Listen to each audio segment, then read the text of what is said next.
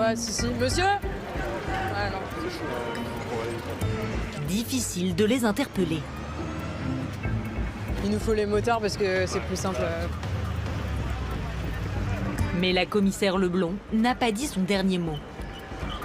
Elle est débridée ou pas, votre trottinette? Elle est à 25 km/h? Ok, bon, on va juste vérifier ça. Pour cela, les policiers utilisent une machine infaillible. Un curvomètre. La vitesse maximale du véhicule s'affiche sur l'écran. Donc ici, la trottinette contrôlée va jusqu'à 25 km/h, donc elle est homologuée, elle peut circuler sur la voie publique. Un bon point pour le jeune homme, mais avoir une trottinette bridée ne suffit pas à être en règle. Vous avez une assurance à me présenter, monsieur? Je sais pas ce qu'on me trottinette. Donc en fait, à partir du moment où il y a un moteur, vous devez avoir une assurance. Ça n'a rien à voir avec un Si. véhicule. Donc là, je vais devoir vous verbaliser pour défaut d'assurance. C'est une amende d'un montant de 500 €.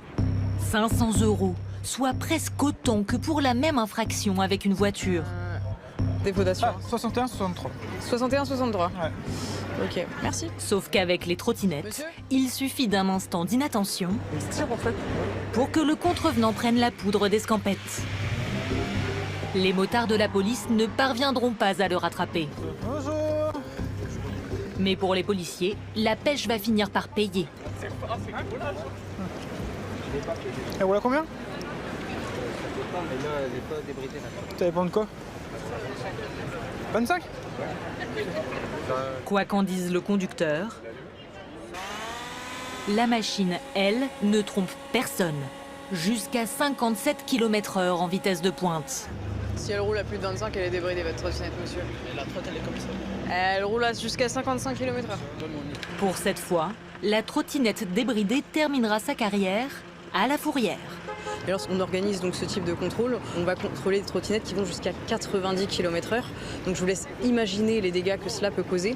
Le SAMU du Nord a rappelé récemment qu'on avait une recrudescence des accidents de trottinettes. Ces accidents peuvent être graves et aller jusqu'à... les victimes vont parfois jusqu'en neurochirurgie. Donc il est important que chaque usager soit véritablement vigilant sur la voie publique. Depuis 2019 en France, les accidents impliquant des trottinettes électriques ont été multipliés par 4. Bilan, 45 morts rien que l'an dernier.